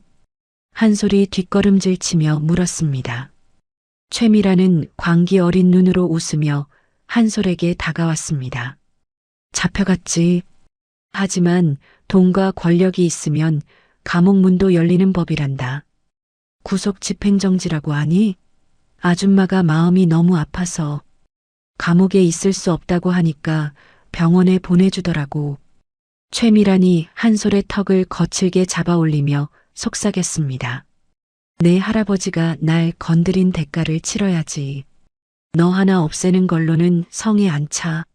네가 고통스럽게 죽어가는 걸. 그 늙은이가 생중계로 보게 해줄 거야. 콜록, 콜록, 캐, 한솔의 기침이 점점 심해졌습니다. 숨소리가 거칠어지고 가슴이 오르락 내리락 했습니다. 극심한 스트레스와 나쁜 공기가 급성 천식 발작을 일으킨 것입니다. 한솔은 본능적으로 주머니를 뒤적였지만 호흡기는 아까 사고 현장에 떨어뜨리고 온 뒤였습니다. 어머, 왜 그러니? 숨이 막혀? 최미라는 헐떡이는 한솔을 보며 재미있다는 듯 쳐다보았습니다. 한솔의 얼굴이 점점 파랗게 질려갔습니다. 좁아진 기도로 공기가 들어오지 않아 쇳소리가 났습니다. 흑, 하, 살려, 주. 한솔이 바닥을 긁으며 괴로워했습니다. 최미라는 그 모습을 보며 스마트폰을 꺼내 들었습니다. 같은 시각 병원 응급실. 머리에 붕대를 감은 강만석은 의료진의 만류를 뿌리치고 침대에서 내려오려 하고 있었습니다. 그때 강만석의 핸드폰이 울렸습니다. 발신자 표시 제한. 강만석은 직감적으로 전화를 받았습니다. 손이 덜덜 떨렸습니다. 회장님, 선물은 잘 받으셨나요? 변조된 목소리였지만 강만석은 단번에 알아챘습니다. 최미란. 내년이 감히. 강만석이 피를 토하듯 소리쳤습니다. 소리 지를 힘 있는 거 보니 아직 살만하시네. 영상통화로 전환할게요. 잘 봐요. 당신이 가장 사랑하는 손녀가 어떻게 되는지. 화면이 켜지자 강만석과 옆에서 울고 있던 한별은 경악했습니다. 먼지 구덩이 속에서 얼굴이 검푸르게 변해 숨을 헐떡이는 한솔의 모습이 보였습니다. 아이는 산소가 부족해 눈이 뒤집히기 직전이었습니다. 한솔아, 안 돼. 숨 쉬어. 숨. 강만석이 전화기 액정을 두드리며 울부짖었습니다. 어머, 제가 원래 천식이 있었나 봐요? 호흡기가 없으면 30분도 못 버틸 텐데. 어쩌죠? 여기는 지도에도 안 나오는 곳인데. 최미란의 웃음소리가 악마처럼 들려왔습니다. 강만석은 자존심이고 뭐고 다 버리고 무릎을 꿇었습니다. 원하는 게 뭐냐? 다 줄 테니 제발 아이만은 살려다오. 내 목숨이라도 내놓으라면 내놓겠다. 제발. 천하의 강만석 회장이 전화기를 붙잡고 애원했습니다. 하지만 최미란의 대답은 차가웠습니다. 당신의 모든 것, 주식을 전부 포기하고 사회에 환원한다는 유서를 쓰고 자살하세요. 당신이 죽었다는 뉴스가 뜨면 아이 위치를 알려드리죠. 뭐라? 선택하세요. 당신의 목숨인지 저 아이의 목숨인지. 시간은 많지 않아요. 제 숨 넘어가는 소리 들리죠? 뚝. 통화가 끊어졌습니다. 화면 속 마지막 장면은 거품을 물고 의식을 잃어가는 한솔의 모습이었습니다. 강만석은 짐승처럼 울부짖으며 바닥을 쳤습니다. 으악. 영광은 온데간데였고 지옥 같은 절망만이 남았습니다. 골든타임은 기껏해야 30분. 대한민국 최고의 재벌도 수천 명의 직원도 지금 당장은 아무 소용이 없었습니다. 강만석은 망연자실하여 허공을 바라보았습니다. 정말 자신이 죽어야만 아이를 살릴 수 있는 것일까? 그때였습니다. 옆에서 눈물을 훔치던 한별이 붕대 감긴 강만석의 팔을 다급하게 흔들었습니다. 할아버지, 시계, 한솔이 시계요. 뭐, 시계라니? 강만석이 멍한 눈으로 한별을 바라보았습니다. 한별이 자신의 손목을 가리키며 외쳤습니다. 지난번에 할아버지가 우리한테 사주신 거요. 위치 추적되는 시계. 한솔이가 그거 차고 나갔단 말이에요. 강만석의 눈이 번쩍 뜨였습니다. 사고 당시의 혼란과 공포 때문에 가장 중요한 것을 잊고 있었습니다. 그는 떨리는 손으로 자신의 스마트폰을 다시 켰습니다. 연동된 어플을 실행하자 지도 위에 붉은 점이 깜빡이고 있었습니다. 위치 확인 경기도 파주시 XX 폐섬 유공장. 강만석이 박 실장을 향해 고함을 질렀습니다. 차 대기시켜. 당장.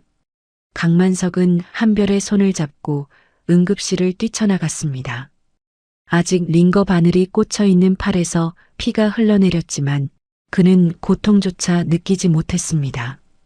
오직 손녀를 살려야 한다는 일념 하나뿐이었습니다. 반격의 시간은 끝났습니다.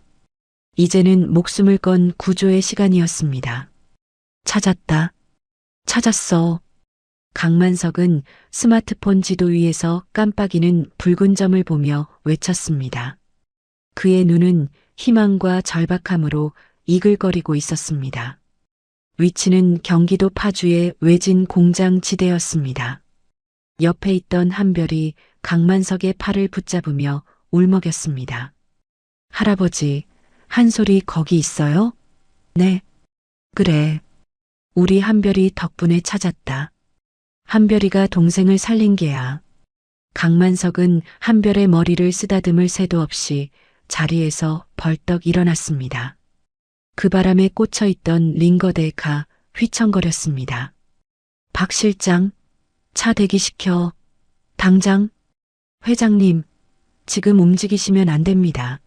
머리에 출혈이 심하십니다. 쇼크가 올 수도 있어요. 의료진들이 기겁하며 강만석의 앞을 가로막았습니다.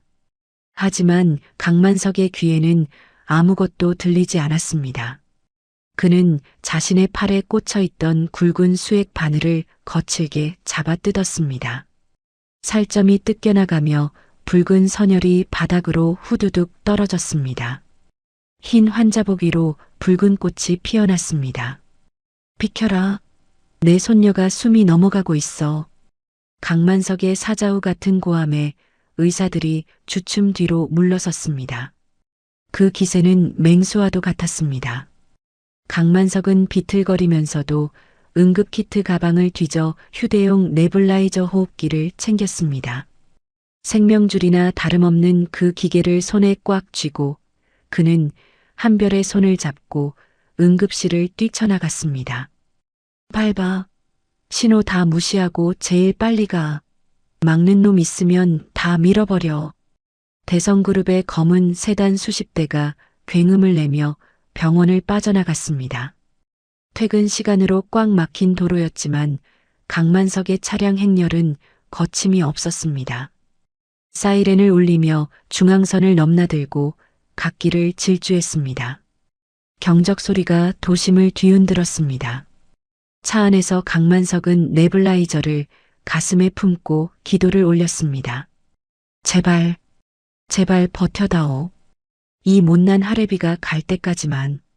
강만석의 이마에서 식은땀과 피가 뒤섞여 흘러내렸습니다. 옆에 앉은 한별도 두 손을 모으고 울고 있었습니다. 창밖의 풍경이 미친 속도로 뒤로 밀려났습니다. 시간과의 싸움이었습니다. 골든타임이 얼마 남지 않았습니다. 회장님, 공장 단지 입구입니다. 무전기 너머로 경호 팀장의 다급한 목소리가 들려왔습니다. 멀리 녹슬고 육중한 철문이 앞을 가로막고 있는 것이 보였습니다. 부숴버려. 강만석의 명령은 단호했습니다. 선두에 있던 경호 차량이 속도를 줄이지 않고 그대로 철문을 향해 돌진했습니다. 쾅! 엄청난 굉음과 함께 굳게 닫혀있던 철문이 종이장처럼 찌그러지며 열렸습니다. 모래바람이 일었습니다. 차가 완전히 멈추기도 전에 강만석이 문을 박차고 뛰어내렸습니다. 그는 지팡이도 없이 절뚝거리는 다리로 공장 안을 향해 달렸습니다. 한솔아. 어두컴컴한 공장 내부 곰팡이 핀 낡은 매트리스 위에는 작은 인형이 쓰러져 있었습니다. 강만석이 미친 듯이 달려가 아이를 안아들었습니다. 한솔은 이미 의식을 잃은 상태였습니다. 얼굴은 보랏빛으로 변해 있었고 입술은 파랗게 질려 있었습니다. 가슴은 미동조차 없었습니다. 한솔아, 정신 차려라. 하레비 왔다. 눈 좀 떠봐라. 그 옆에서 가방을 챙기던 최미란이 경악한 표정으로 뒷걸음질 쳤습니다. 이 미친 노인네가 벌써 여길 어떻게 알고. 최미란은 강만석의 기세에 눌려 도망칠 생각조차 하지 못하고 주저앉았습니다. 하지만 강만석은 최미란을 거들떠보지도 않았습니다. 지금 그에게 중요한 건 오직 손녀의 목숨뿐이었습니다. 강만석은 떨리는 손으로 네블라이저 마스크를 한솔의 입과 코에 덮어 씌웠습니다. 전원 버튼을 누르자 치익하는 소리와 함께 하얀 약물이 분사되었습니다. 숨 쉬어. 제발 숨 좀 쉬어라, 아가. 이 하레비 두고 가면 안 된다. 하지만 굳게 닫힌 아이의 기도는 좀처럼 열리지 않았습니다. 약물이 들어가질 못하고 마스크 밖으로 새어나왔습니다. 강만석은 절망적인 표정으로 아이의 가슴을 압박했습니다. 피 묻은 붕대가 풀려 아이의 옷을 적셨습니다. 안 돼. 안 돼. 뒤따라 들어온 한별이 한솔의 손을 잡고 엉엉 울음을 터뜨렸습니다. 한솔아, 일어나. 오빠 왔어. 집에 가자. 떡볶이 먹으러 가자. 그 간절함이 닿았던 것일까요? 1분, 2분. 연것 같던 시간이 흐르고 꽉 막혀 있던 한솔의 가슴이 크게 들썩였습니다. 후, 쿨럭, 쿨럭. 막혔던 숨통이 트이며 한솔이 거칠게 기침을 토해냈습니다. 목구멍으로 하얀 김이 빨려 들어갔습니다. 창백했던 얼굴에 아주 희미하게 혈색이 돌기 시작했습니다. 한솔이 가늘게 눈을 떴습니다. 오빠, 할아버지. 모기 소리만 한 목소리였지만 강만석에게는 천둥 소리보다 크게 들렸습니다. 그래, 그래, 할애비다. 살았다. 우리 강아지 살았어. 강만석은 한솔을 부서져라 껴안고 통곡했습니다.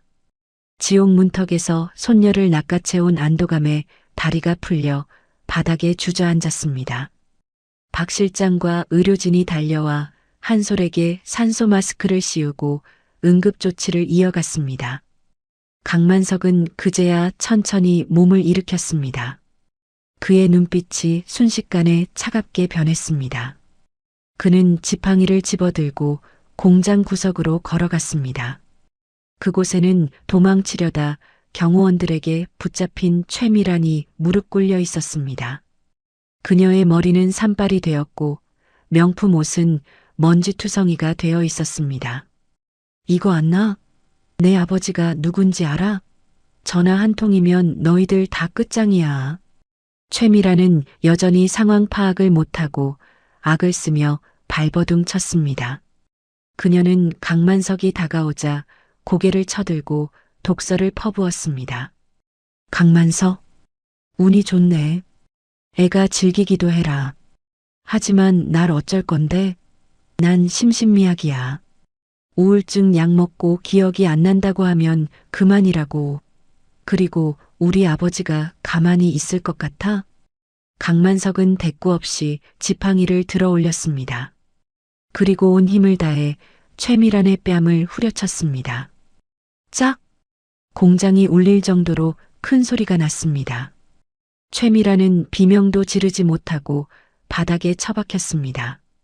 입가에서 피가 터져 나왔습니다. 내 아비. 강만석은 품에서 스마트폰을 꺼내 뉴스 채널을 켰습니다. 그리고 볼륨을 최대한 높여 바닥에 던졌습니다. 앵커의 다급한 목소리가 흘러나왔습니다. 속보입니다. 검찰은 최모 전 검찰총장의 자택을 압수수색하고 뇌물수수 및 직권남용, 범인 도피교사 혐의로 긴급 체포했습니다. 또한 그의 딸 최모 씨의 불법 구속 집행정지를 도운 판사 역시 수사 대상에 올랐습니다. 대성그룹 법무팀이 제출한 결정적인 증거가 최미란의 눈이 튀어나올 듯 커졌습니다. 그녀는 떨리는 손으로 스마트폰 화면을 집어들었습니다. 화면 속에는 자신의 아버지가 수갑을 차고 검찰청으로 끌려가는 모습이 나오고 있었습니다. 믿었던 뒷배가 자신의 유일한 동아줄이 순식간에 끊어져 버린 것입니다. 아, 아빠, 네가 병원에 숨어 꾀병을 부릴 때 난 놀고 있었는 줄 아느냐?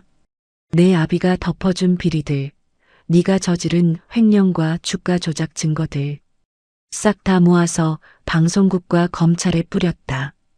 강만석의 목소리는 더 이상 분노가 아닌 차가운 경멸로 가득 차 있었습니다. 그는 벌레를 보듯 최미란을 내려다보았습니다. 넌 이제 끝이야.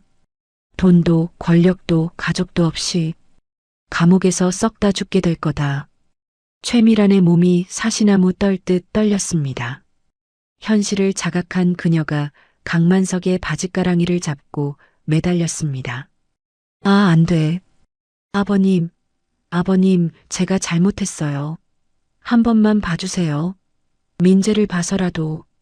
조금 전까지 아이를 죽이려 들던 살기 어린 눈빛은 온데간데 없고 비굴한 짐승의 모습뿐이었습니다.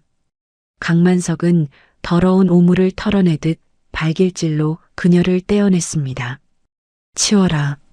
내 아들을 죽이고 내 손녀를 죽이려 한 년이 어디서 감히 가족을 입에 올려? 그때 요란한 사이렌 소리와 함께 경찰 특공대가 공장 안으로 들이닥쳤습니다. 이번에는 빠져나갈 구멍이 없었습니다. 경찰들은 최미란을 거칠게 일으켜 세우고 수갑을 채웠습니다. 최미란, 도주 및 살인 미수 혐의로 체포한다. 최미란은 질질 끌려가면서도 괴성을 질렀습니다. 이건 꿈이야. 내가 대성그룹 안주인이라고. 이거나. 으악. 그녀의 처절한 절규가 공장 벽을 타고 메아리치다 사라졌습니다.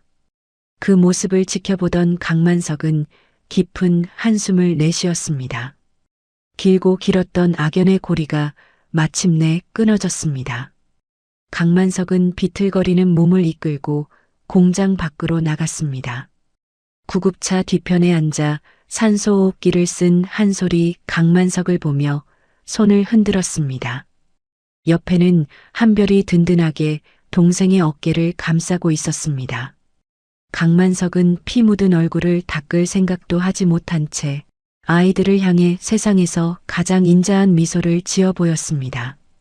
가자. 우리 집으로. 폐공장 위로 붉은 석양이 지고 있었습니다. 어둠은 물러가고 있었고 그들의 앞에는 이제 진짜 평화가 기다리고 있었습니다. 강만석은 아이들이 탄 구급차에 함께 올랐습니다. 차가운 공장 바닥이 아닌 따뜻한 집으로 돌아가는 길이었습니다. 맑게 갠 하늘과 달리 서울구치소로 향하는 호송버스 안은 무거운 침묵만이 감돌고 있었습니다. 버스 앞쪽에 달린 작은 TV 모니터에서는 뉴스 속보가 흘러나오고 있었죠. 앵커의 목소리가 건조하게 울려 퍼졌습니다. 속보입니다. 살인 교사 및 아동 납치, 살인 미수 혐의로 기소된 대성그룹 전 며느리 최미란 씨에게 법원이 무기징역을 선고했습니다. 재판부는 피고인의 죄질이 극히 불량하고 반성의 기미가 없다며 중형 선고 이유를 밝혔습니다. 화면에는 수의를 입고 고개를 푹 숙인 최미란의 자료 화면이 나오고 있었습니다. 그녀의 얼굴은 며칠 사이에 10년은 늙어 보였습니다. 또한 그녀의 부친인 최 전 검찰총장 역시 뇌물수수 및 직권남용 혐의로 징역 15년이 확정되어 법정 구속되었습니다. 이로써 대성그룹을 둘러싼 일련의 사태는 철컹 차가운 철창문이 닫히는 소리와 함께 최미란의 세상은 영원히 암전되었습니다. 그녀가 그토록 탐냈던 부와 명예는 신기루처럼 사라지고 이제 그녀에게 남은 것은 차가운 독방과 영원히 끝나지 않을 후회뿐이었습니다. 같은 시각 경기도의 한 추모공원. 강만석 회장과 쌍둥이는 강진우와 지연의 묘소 앞에 서 있었습니다. 눈보라가 몰아치던 그날과 달리 지금은 따스한 봄 햇살이 비석을 환하게 비추고 있었습니다. 강만석은 말끔한 정장 차림이었지만 표정은 그 어느 때보다 편안해 보였습니다. 그의 양옆에는 한별과 한솔이 씩씩하게 서 있었습니다. 아이들은 가방에서 주섬주섬 무언가를 꺼냈습니다. 꼬깃꼬깃해진 시험지 2장이었습니다. 아빠, 엄마, 나 오늘 학교에서 100점 맞았다. 한별이 자랑스럽게 시험지를 비석 위에 올려놓았습니다. 큼지막하게 그려진 빨간 동그라미가 햇살을 받아 빛났습니다. 나도 받아쓰기 100점이야. 선생님이 참 잘했어요. 도장도 찍어줬어. 한솔이 질세라 자신의 시험지를 옷바건 옆에 나란히 놓았습니다. 아이들의 얼굴에는 더 이상 그늘이 없었습니다. 잘 먹고 잘 자서 통통하게 오른 볼살과 사랑받고 자란 아이 특유의 구김살 없는 미소가 가득했죠. 강만석은 지팡이를 내려놓고 거친 손으로 차가운 비석을 어루만졌습니다. 돌덩이였지만 마치 아들의 뺨을 만지는 듯 온기가 느껴지는 것 같았습니다. 진우야, 보고 있느냐? 강만석의 목소리가 미세하게 떨렸습니다. 내 놈을 죽게 만든 그 악한 무리들, 이제 세상 빛 못 보게 만들었다. 죗값 다 치르게 했어. 바람이 불어와 묘소 주변의 꽃들을 흔들었습니다. 마치 강진우가 대답하는 듯 했습니다. 강만석은 비석에 이마를 대고 흐느꼈습니다. 늦어서 미안하다. 이 못난 애비를 용서해라. 내 새끼들을 이렇게 늦게 알아봐서 정말 미안하다. 강만석의 눈에서 굵은 눈물이 뚝뚝 떨어져 비석을 적셨습니다. 하지만 그것은 회한의 눈물이 아니었습니다. 가슴속 깊이 묵혀두었던 체증이 내려가는 해방의 눈물이었습니다. 한별이 주머니에서 손수건을 꺼내 강만석의 눈물을 닦아주었습니다. 할아버지, 울지 마세요. 아빠도 우리가 행복하게 사는 걸 제일 좋아하실 거예요. 한솔은 강만석의 다리를 꼭 껴안으며 고개를 끄덕였습니다. 맞아요. 우린 이제 안 슬퍼요. 할아버지가 있으니까. 할아버지가 우리 슈퍼맨이잖아요. 그래, 내 새끼들. 강만석은 아이들을 품에 안고 하늘을 올려다보았습니다. 구름 사이로 비치는 햇살이 마치 아들 내외가 환하게 웃어주는 것만 같았습니다. 산들바람이 불어와 세 사람의 머리카락을 부드럽게 쓰다듬고 지나갔습니다. 강만석은 비석을 향해 마지막 인사를 건넸습니다. 걱정 마라. 이 아이들 내 목숨보다 귀하게 키울 테니 거기서는 아프지 말고 편히 쉬거라. 1년 후 어느 화창한 봄날 사립초등학교 대강당은 학예회 열기로 뜨거웠습니다. 학부모들이 카메라와 꽃다발을 들고 자리를 가득 메우고 있었죠. 자, 다음 순서는 1학년 3반 친구들의 합창입니다. 박수로 맞아주세요. 사회자의 멘트와 함께 와하는 함성이 터졌습니다. 무대 커튼이 열리고 병아리 같은 아이들이 줄지어 섰습니다. 관객석 정중앙 가장 좋은 자리에는 강만석 회장이 앉아 있었습니다. 그런데 그의 차림새가 심상치 않았습니다. 평소 즐겨 입던 근엄한 검은 정장 대신 밝은 파스텔 톤의 분홍색 니트 가디건을 입고 있었습니다. 그것만으로도 파격적인데 머리에는 반짝이는 불빛이 들어오는 머리띠까지 하고 있었습니다. 머리띠 위에는 사랑의 한별 한솔이라는 글자가 스프링에 매달려 촐랑거리고 있었죠. 회장님, 저 채통을 좀 지키시는 게 기자들도 와 있는데. 옆에 앉은 박 실장이 이제는 복직하여 비서실장이 되니 난처한 듯 손으로 얼굴을 가리며 속삭였습니다. 하지만 강만석은 들은 척도 안 했습니다. 채통은 무슨, 내 손주들이 나온다잖아. 저기 우리 한솔이 율동하는 거 봐라. 아이고, 인형이 따로 없네. 강만석은 대포만한 렌즈가 달린 카메라를 들고 연신 셔터를 눌러댔습니다. 찰칵, 찰칵, 찰칵. 재계의 저승사자라 불리던 강만석 회장이 영락없는 손주 바보가 된 모습에 주변 학부모들이 킥킥대며 웃었지만 그는 아랑곳하지 않았습니다. 오히려 옆자리에 앉은 학부모에게 자랑까지 했습니다. 이보시오. 저기 가운데 있는 잘생긴 녀석이 내 손자요. 그 옆에 예쁜 애가 손녀고. 어때요? 기가 막히지 않소? 무대 위에서 한별과 한솔이 할아버지를 발견하고 손을 흔들었습니다. 강만석도 머리띠를 흔들며 열렬히 화답했습니다. 반주가 시작되고 아이들의 노래가 강당에 울려 퍼졌습니다. 아빠하고 나하고 만든 꽃밭에 채송화도 봉숭아도 심어봅시다. 아이들의 맑고 청아한 목소리가 강당을 가득 채웠습니다. 강만석은 카메라 뷰파인더 너머로 아이들을 바라보며 지난 1년의 시간을 떠올렸습니다. 처음 라면을 끓여주던 날, 퉁퉁 불어터진 면발을 먹으며 웃던 아이들의 얼굴, 한솔이 천식으로 응급실에 실려가던 날, 심장이 멈추는 줄 알았던 그 공포, 그리고 어버이날 고사리 같은 손으로 만든 종이 카네이션을 가슴에 달아주며 할아버지 사랑해요라고 말하던 순간, 그 모든 순간이 기적이었습니다. 돈으로도 살 수 없고 권력으로도 얻을 수 없는 행복이라는 기적. 강만석의 눈가가 촉촉해졌습니다. 그는 카메라를 내려놓고 박수를 쳤습니다. 손바닥이 얼얼할 정도로 힘껏 박수를 보냈습니다. 브라보, 브라보. 공연이 끝나고 아이들이 무대 아래로 뛰어내려왔습니다. 다른 아이들은 엄마 아빠에게 달려갔지만 한별과 한솔은 망설임 없이 강만석에게 달려왔습니다. 할아버지, 오냐, 내 강아지들. 오늘 최고였다. 우리 강씨 집안의 자랑이다. 강만석은 달려오는 아이들을 번쩍 안아들었습니다.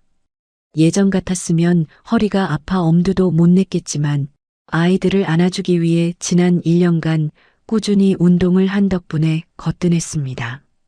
한솔이 강만석의 목을 끌어안으며 볼에 뽀뽀를 했습니다. 쪽? 할아버지, 우리 노래 잘했지? 그럼 가수해도 되겠다. 우리 한솔이 최고다.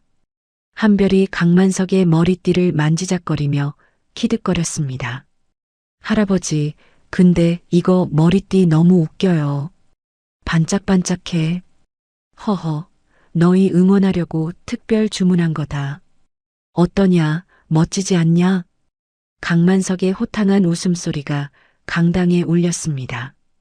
주변 사람들이 모두 흐뭇한 표정으로 그들을 바라보았습니다.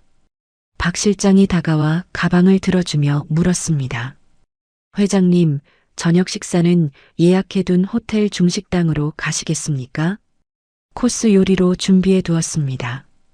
강만석이 아이들을 내려놓으며 물었습니다. 얘들아, 들었지? 호텔 가서 탕수육 먹을까? 한별과 한솔이 서로 얼굴을 마주보더니 고개를 저었습니다. 아니요. 그럼 뭐 먹고 싶으냐? 갈비? 아니면 피자? 한솔이 침을 꿀꺽 삼키며 외쳤습니다. 떡볶이요. 학교 앞 분식집 떡볶이. 한별도 거들었습니다. 순대도요. 내장 많이 섞어서. 소박한 대답에 박 실장이 당황한 표정을 지었습니다. 회장님, 그래도 명색이 회장님이신데 길거리 분식집은 좀. 하지만 강만석은 박 실장의 말을 자르며 호탕하게 웃었습니다. 하하, 그래, 가자. 떡볶이든 순대든 너희가 먹고 싶다면 이 할애비가 다 사주마. 분식집 골든벨을 울려보자꾸나. 강만석은 양손에 아이들의 손을 잡고 강당을 나섰습니다. 강만석의 핑크색 가디건과 머리띠가 봄바람에 살랑거렸습니다. 등 뒤로 쏟아지는 따스한 봄 햇살이 세 사람의 그림자를 길게 드리웠습니다. 그림자마저도 서로 떼어놓을 수 없을 만큼 꼭 붙어있는 완벽한 가족의 모습이었습니다. 할아버지, 나 튀김도 먹을래. 김말이, 나는 오징어 튀김. 그래, 그래. 다 먹어라. 배 터지게 먹어보자. 꽁꽁 얼어붙었던 대성그룹의 겨울은 가고 이제 영원히 지지 않을 따뜻한 봄이 그들 곁에 머물고 있었습니다. 강만석과 아이들의 웃음소리가 학교 운동장에 오래도록 메아리 쳤습니다. 그것은 그 어떤 비극도 그 어떤 시련도 갈라놓을 수 없는 사랑의 소리였습니다. 오늘 들려드린 대성그룹 강만석 회장과 쌍둥이 남매의 이야기 어떠셨나요? 피도 눈물도 없다던 냉철한 재벌 회장이 고사리 같은 손주들의 손을 잡고 진짜 행복을 찾아가는 과정이 가슴 뭉클한 감동을 주었는데요. 수조원의 재산보다 아이들과 함께 나눠 먹는 분식집, 떡볶이가 더 소중하다는 강 회장의 마지막 모습이 긴 여운을 남깁니다. 악독한 탐욕으로 핏줄을 해치려 했던 최미란의 비참한 최후는 인과응보라는 세상의 이치를 다시금 깨닫게 해주었습니다. 결국 추운 겨울을 이겨내고 꽃을 피우는 건 차가운 돈이나 권력이 아니라 서로를 아끼고 지켜주려는 따뜻한 가족애가 아닐까 싶습니다. 여러분의 삶에도 강 회장의 가족에게 찾아온 봄 햇살처럼 언제나 따뜻하고 행복한 기적이 가득하기를 기원합니다. 혹시 지금 힘든 겨울을 보내고 계신 분이 있다면 곧 찾아올 봄을 믿으며 힘내시길 바랍니다. 이야기를 끝까지 들어주신 분이 계시다면 잘 들었다고 댓글 하나만 남겨주세요. 감사합니다.